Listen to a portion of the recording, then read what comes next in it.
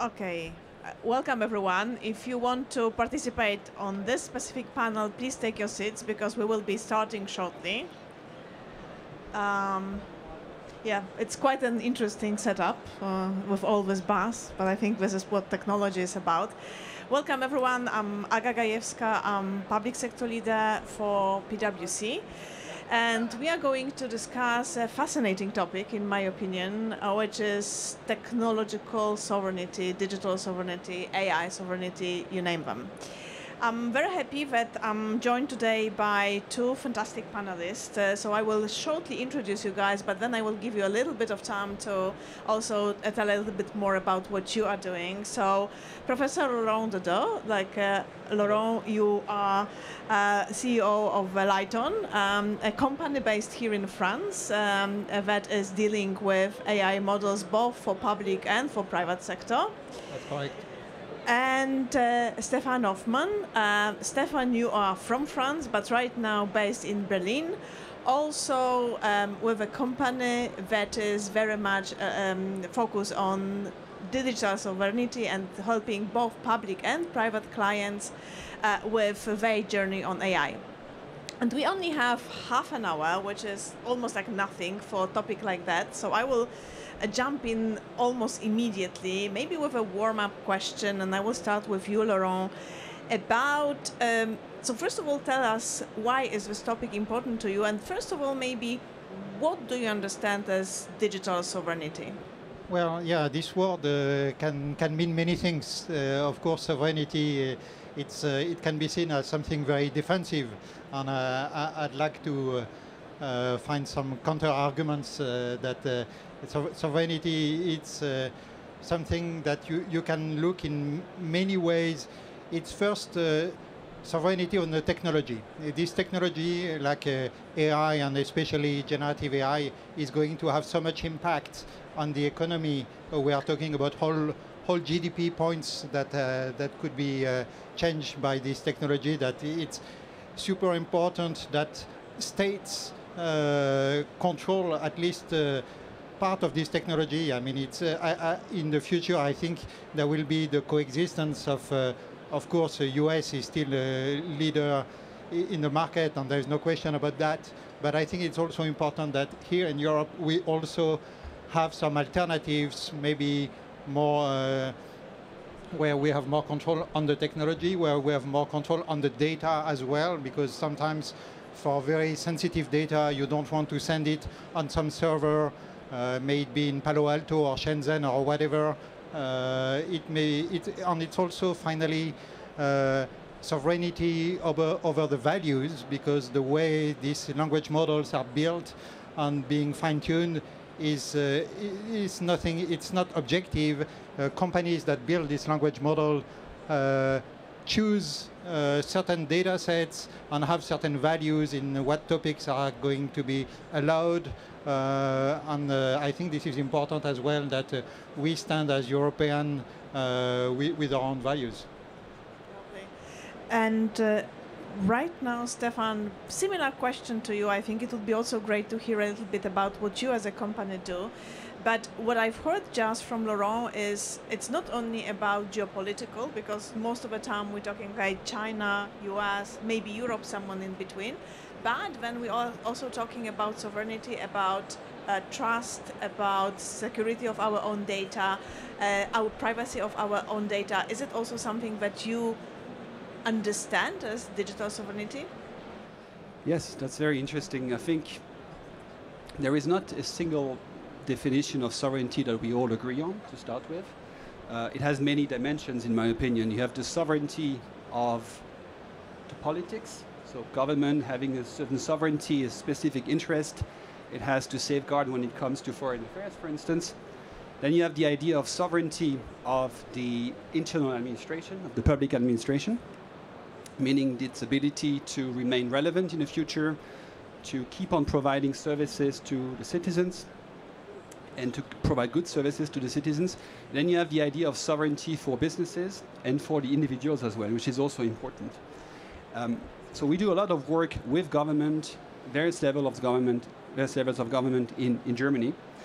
And we've seen this topic become extremely important because it's seen both as a set of unique chances and opportunities in order to, again, as I said, to keep on providing good services to citizens, to provide also a counterpart to the upcoming retirement wave.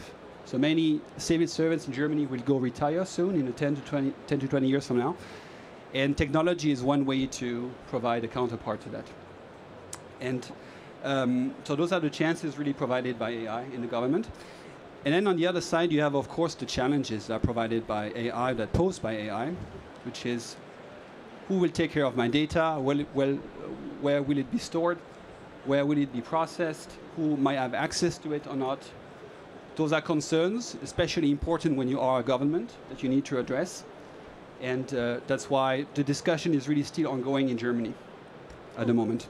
So I'm happy that you were talking not only about the big risk and how the government needs to be on the defensive side to regulate and make sure that nothing is leaked. I will get back, Laurent, right now to you, because Stefan was talking about what is happening in Germany. Lots and lots of interesting things, including also very much involvement of President Macron here in France. How do you see the French position on the digital sovereignty and the role of Europe? Yeah, I think I was yesterday. There was President Macron gave a speech yesterday at Palais de l'Élysée about his strategy for AI. And I think it was very, I mean, not aggressive, but I think he wanted to be very firm on the values that we want to push forward, and that France and Europe need to have a good position in the AI market. And there were like 5 pillars of his strategy: the talent, the infrastructure, the use cases, more investment, on a good governance, including the EU AI Act.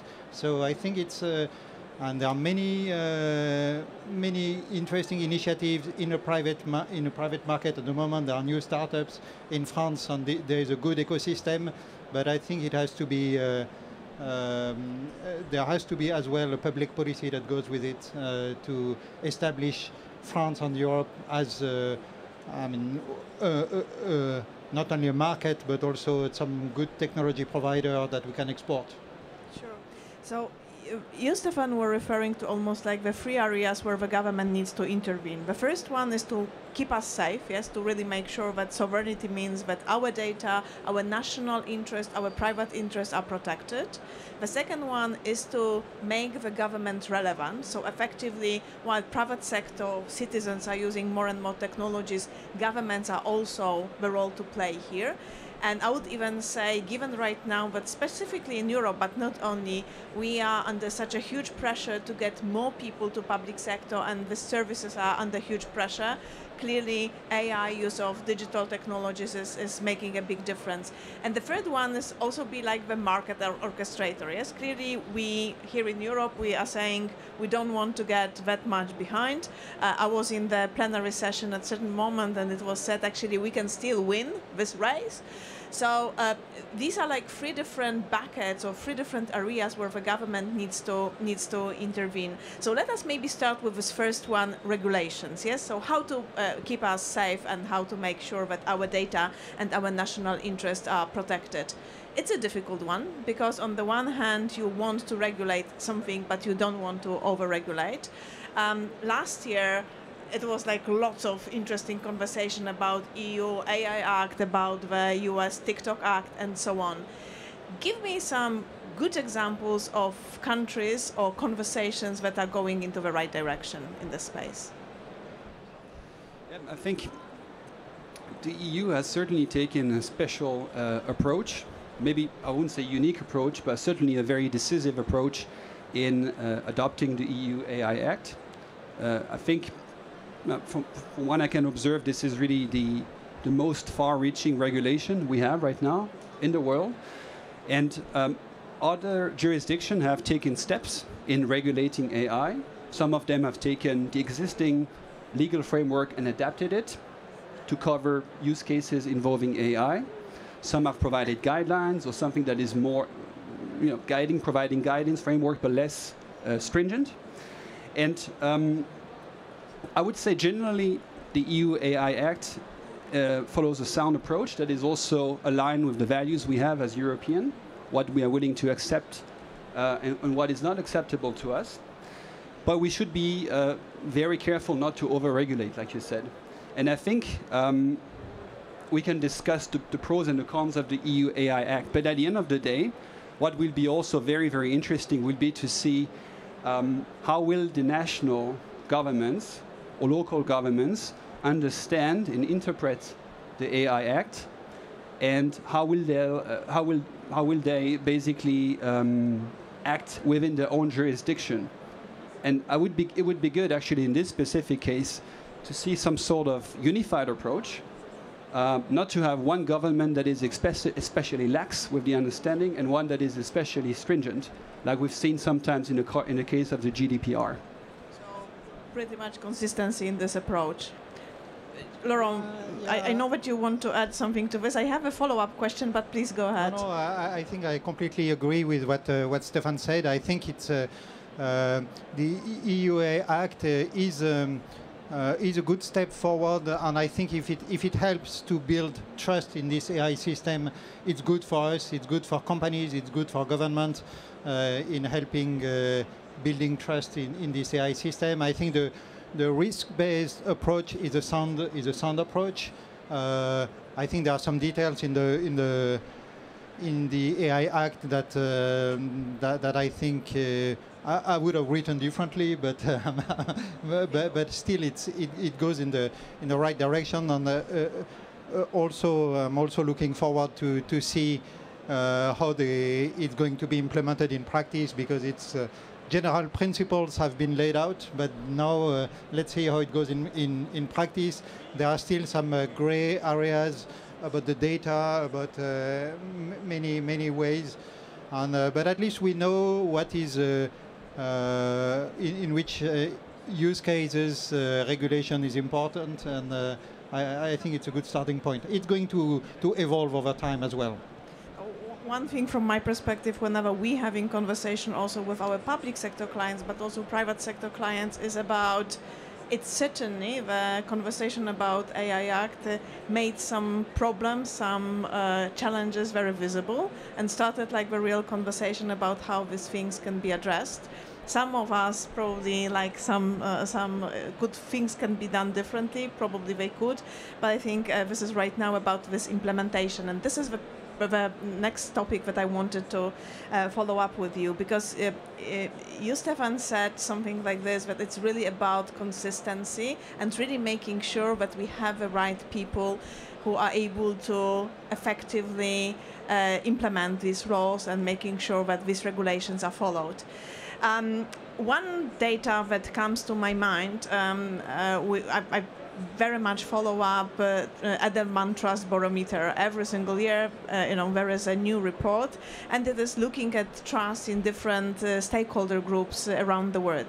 Government is clearly like one of them, and I remember one data point that was referring to digital skills or innovative skills of the government, and less than 50%, I don't remember, 37, 36, I don't remember exactly the data, but certainly less than 50% of citizens around the world believe that governments have the right skill set to be able to effectively orchestrate the innovation in both safe and commercial way.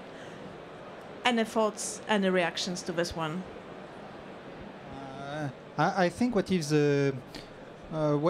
new with this new wave of generative AI is that we are at a moment where you don't need to be an expert in Python or any of these programming languages to be using that.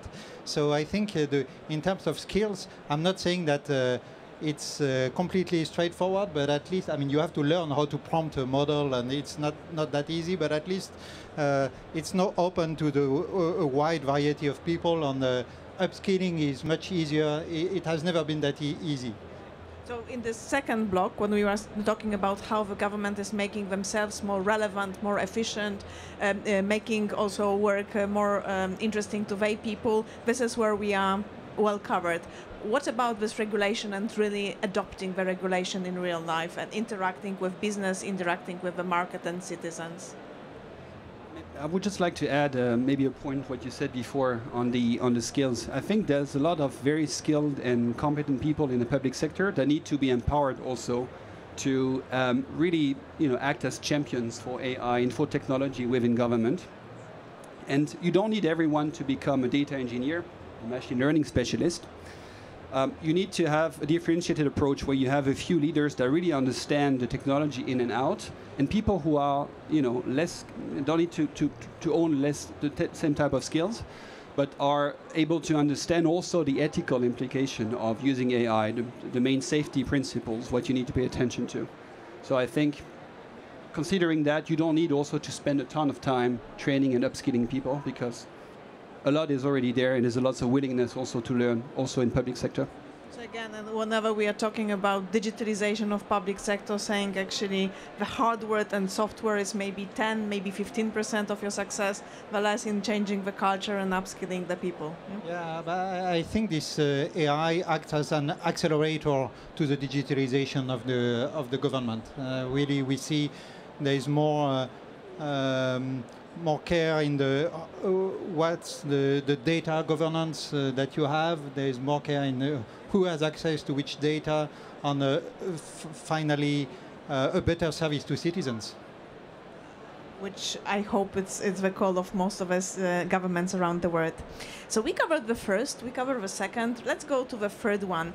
And I have this feeling that we are having a great conversation, but it is really very much EU-centric. So let us maybe look outside of the EU and focus on this third one. So government as an orchestrator of the entire ecosystem, using public, private, and really making sure that this digitalization can also be like the fuel for growth for nations and for economies. Again, good examples, bad examples of countries or local governments that are doing it well. It's not an easy question, I think, because as we discussed already before, I think really the EU is the one bloc that went that far when it comes to regulation. Other countries have provided guidelines, they have provided less stringent rules.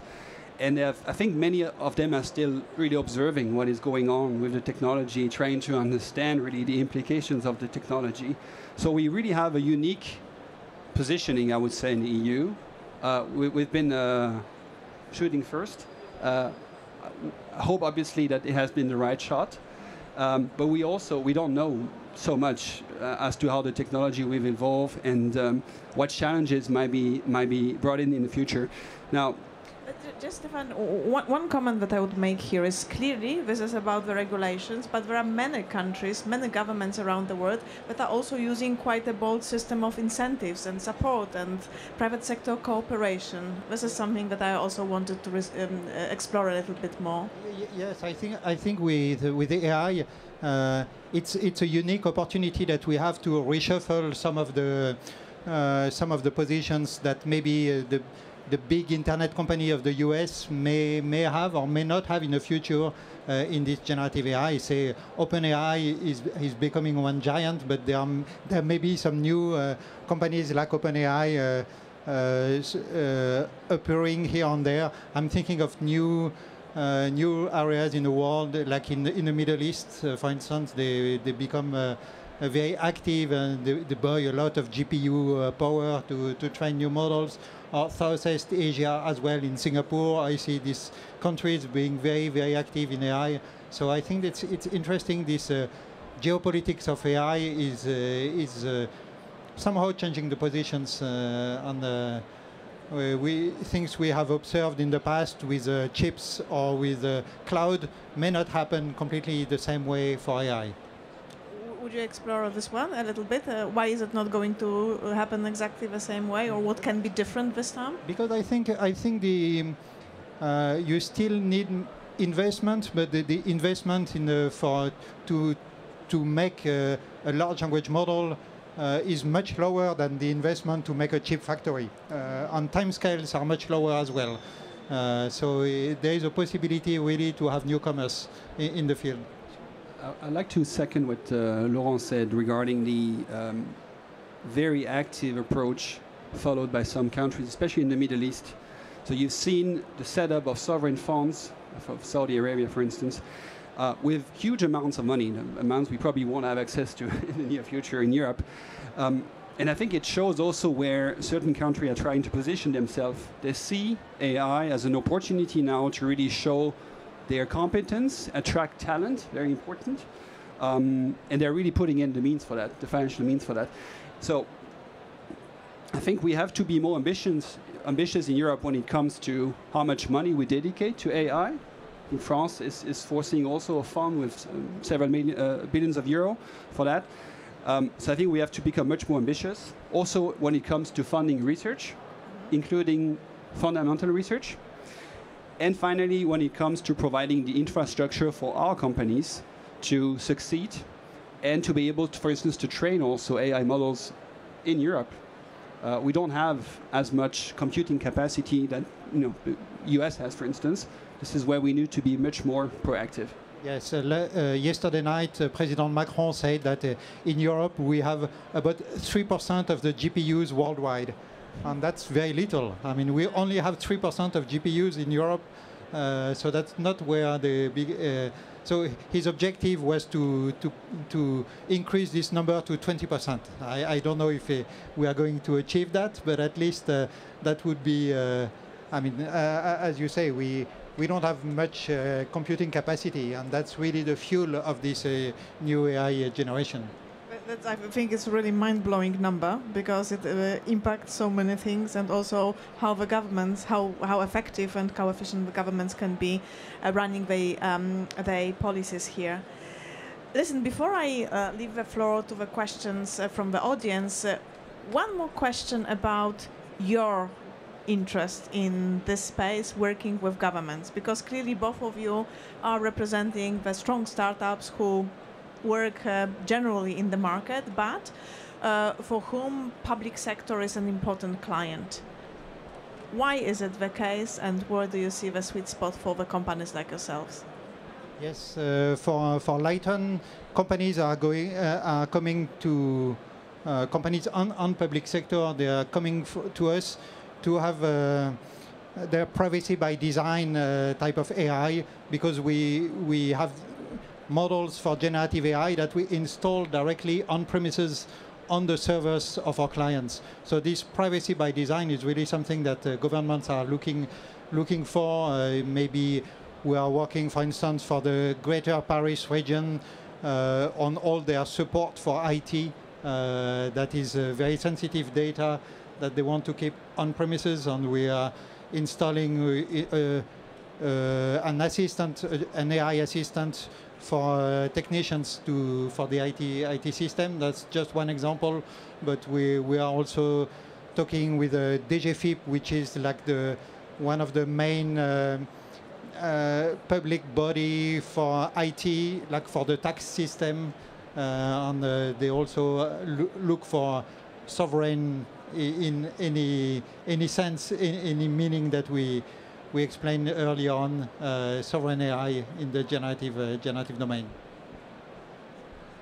Yes, so we do a lot of work with basically the two sides of the equation. The one is the public sector, public administration, where we help them mostly understand how they can leverage innovation to, as I said, improve public services, for instance. And on the other hand, we also help especially innovative companies and startups promote themselves towards government, understand how they can promote themselves towards government, and also speak the language of government. And we recognize that the public sector is not an easy sector to work in. I think it has long procurement cycles. It's much more complex to navigate. But I think when you decide to work in the sector, you do it also out of an interest in the public good really at large. You want to have a government that is at the service of its citizens, and it's providing something for its citizens to make everyone's life better. So it's, I think it has a larger purpose. It's a purposeful way of making I forgot to mention one big market for the technology is defense as well, which is also something where, of course, sovereignty is a key issue, and some privacy of the data is kind of an obvious issue. I have this feeling going around here that there is like lots and lots of technology for healthcare as well in this specific place. So I think the government is also like a huge player in this space already, and I would assume that given again the problems and the financial challenges that the governments have around the world, use of technology is going to make our lives much better and public services much more affordable. Yes, yes. We've helped one startup in California build a large language model for a medical assistant. They had a lot of proprietary data from hospitals, and of course there's a shortage of doctors and nurses in all Western countries, and the promise is that when you go and see the doctor spends more time talking to you and examining you rather than typing on his computer. We need to move into Q&A. I think it is just that we started and scratched the surface on this very fascinating topic, but maybe any questions from the podium?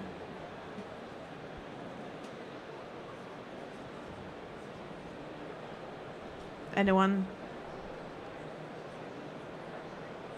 If not, maybe I will, sorry, go ahead.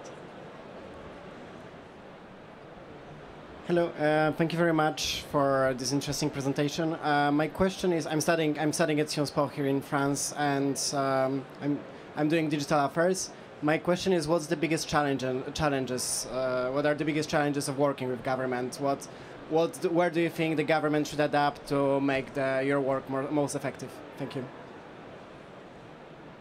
Yeah, I guess I can answer from the perspective of the many startups we've supported in this respect. There are a few dimensions that makes it complex, I think, to work with government. You have, first of all, the contractual relationship that is really the public procurement process, which is much more complex than a normal B2B contractual relationship, which you have to navigate. That's especially complex as a startup. You need more time, more resources to get into it and then to go through the process, and you're not even sure at the end that you will be successful. So that's one thing. And then the second aspect is that, of course, I'm saying, of course, maybe it's not so obvious, but the requirements of government are usually higher when it comes to all the guarantees that you need to provide, where your data will be stored, where will it be processed. Basically, you have to provide much more background as to the technology, and this can seem overwhelming especially for a young company. Yes, and I would second completely everything that you said, and on top of that, I would add the timescales. Working with the government is sometimes, generative AI, there are new models literally every week, and governments tell us that they would be happy to go to production in a year from now, and a year is like the infinite horizon. So working with government is sometimes adjusting timescales, and it's not always easy. And I can only add to your question is that it's certainly also about agility. Given what kind of topic we are discussing, agility of public sector is absolutely critical, and lean structures. So really to have teams where you can have like co-creation, you can really make it very dynamic, whereas not always and not in all governments' bodies it is possible, and this is like a huge cultural change. Any other questions? Please, Tom. Since we have a few minutes, I have a question. Thank you for being here. You mentioned earlier about the impact this is going to have on GDP and the sovereignty question. At this conference last year, Elon Musk said that generative AI was going to create the era of abundance. And so I'm curious your view on what role the government should play to make sure that if we do enter the era of abundance, that it gets more evenly distributed among the citizens, not just within the territory sovereignty. I think this was part about us saying that it is about orchestrating the market and making sure that we're not only producing, but we're also able to have it more inclusive and more equitable. Yeah? Absolutely. You are raising a key question, a key issue. I think a lot of productivity gains are going to be achieved through this technology, but who is going to benefit? Are we going to increase some monopolies? And that's the whole question. Personally, I'm rather optimistic. I think there will be large AI providers that will have a big market share, but there will be small ones for more niche markets, and I think small ones can also thrive on, and there will be a variety the same way as companies are multi-cloud. Large companies will be also multi-LLM, and they will have multi-AI providers, and I don't think single companies will, it's not just like one winner takes all, but that's just my optimistic view. Yeah, it's a great question. I think this is maybe where government has a role to play also. So they will obviously be required to provide the framework, as we discussed already. There is maybe also a role for government to understand if more wealth is created, what role can government have in redistributing that wealth? Should we, I don't know, should it be a special tax maybe on certain profit of certain companies? I'm not saying that should be the case, but it's certainly where government is expected to provide guidance. Lovely. I think it's a great one. I have a big stop sign in front of me, so we need to wrap up. Guys, the very short answer. So if it is just like one piece of advice or one call for action that you would have to our public sector players, what would it be? Jump into AI. I mean, we are living an exciting time. We are living a complete revolution in terms of the way we work, really. So it's no time to, I mean, you shouldn't wait. You should try it now. Yeah, my advice would be for startups and tech companies active in this field, consider the government. And we've discussed how hard it is to work with government, but there are ways. So consider it, and I think your innovation can have a big impact also in the society at large. Such a great wrap-up for both public sector and private sector call for action, and I hope that everyone can benefit. Thank you so much, guys, for joining me today.